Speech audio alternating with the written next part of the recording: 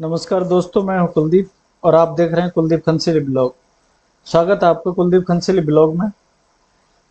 तो आज हम बात करेंगे एनएटीएम टनल में यूज होने वाले रॉक बोल्ट का पुल आउट टेस्ट कैसे करते हैं।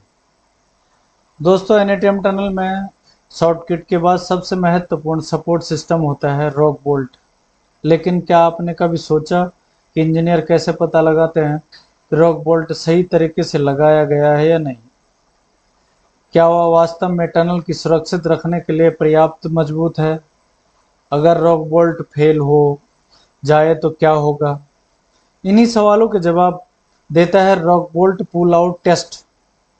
आज इसी वीडियो पे हम जानेंगे कि पुल आउट टेस्ट क्या है, क्यों किया जाता है, कौन कौन से उपकरण लगते हैं और पूरी टेस्टिंग प्रोसेस क्या होती है और सर्वे इंजीनियर इसमें क्या भूमिका निभाता है। तो वीडियो को अंत तक जरूर देखिए। सबसे फर्स्ट है रॉक बोल्ट क्या होता है।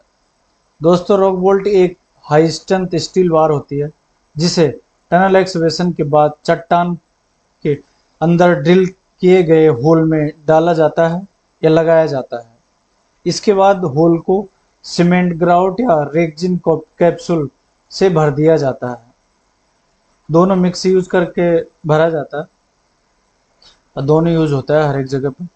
रॉक बोल्ट का उद्देश्य है अलग रॉक लेयर को आपस में बांधना, लूज रॉक को गिरने से रोकना और टनल की स्टेबिलिटी बढ़ाना। शॉर्टकट और स्टील रिप के साथ मिलकर प्राइमरी सपोर्ट देना। पुल आउट टेस्ट क्या है?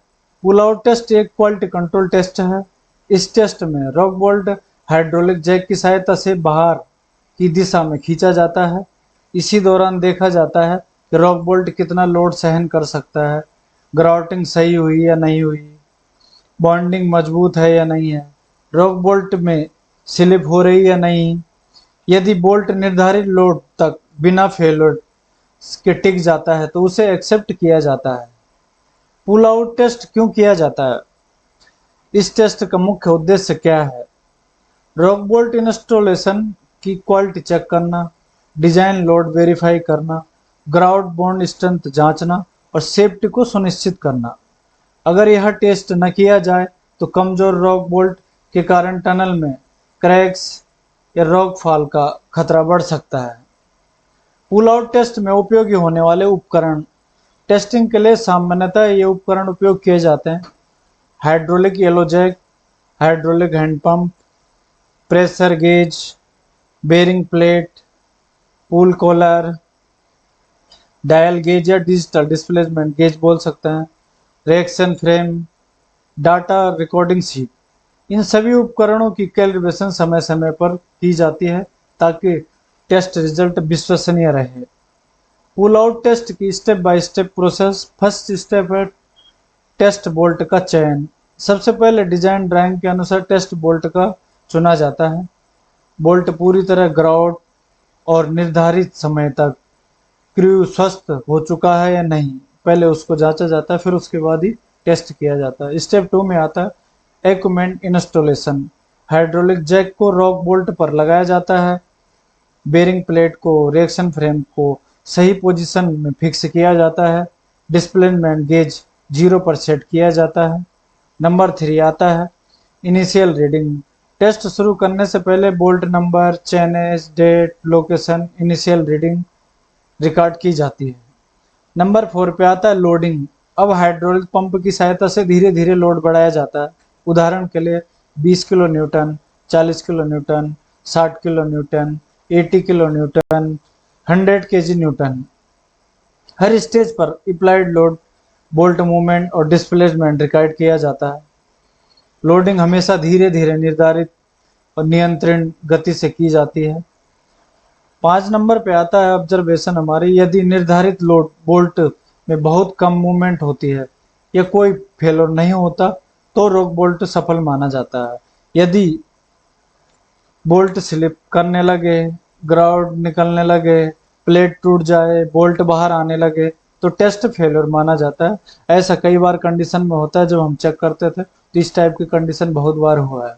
ये चीज़ें हमने देखी है साथ में करके, तो वही एक्सपीरियंस मैं शेयर कर रहा हूँ आप लोगों के साथ। स्टेप 6 में आता है अनलोडिंग।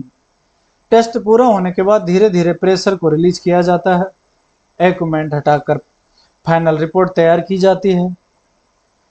एक्सेप्टेंस क्राइटेरिया क्या होता है? जब हमारा सफल रॉक बोल्ट होता है तो उसके एक सफल रॉक बोल्ट के टेस्ट में डिजाइन लोड पर्याप्त होना चाहिए, एक्सेसिव स्लिप नहीं होनी चाहिए, ग्राउंड फेलोर नहीं होना चाहिए, रॉक फेलोर नहीं होना चाहिए, परमानेंट डिफॉर्मेशन सीमित होनी चाहिए।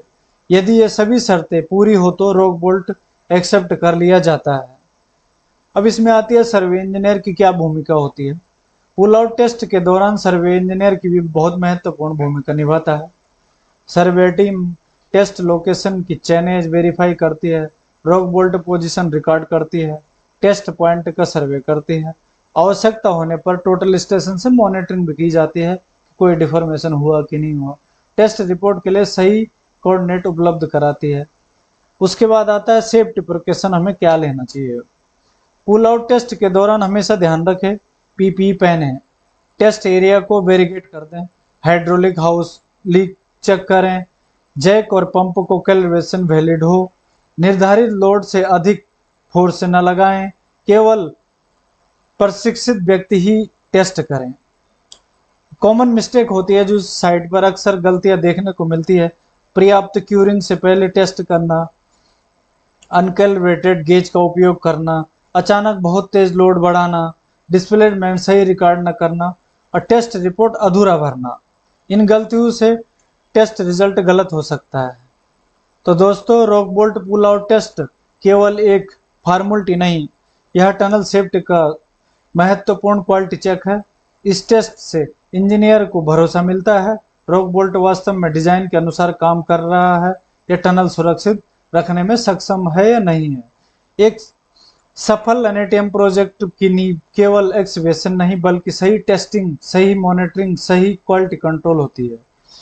तो आपको यह वीडियो पसंद आई हो तो वीडियो को लाइक करें, अपने इंजीनियर दोस्तों के साथ शेयर करें और कुलदीप खंसली ब्लॉग को सब्सक्राइब करना बिल्कुल ना भूलें। अगली वीडियो में हम मिलते हैं। मैं हूं कुलदीप, तब तक के लिए धन्यवाद। जय हिंद।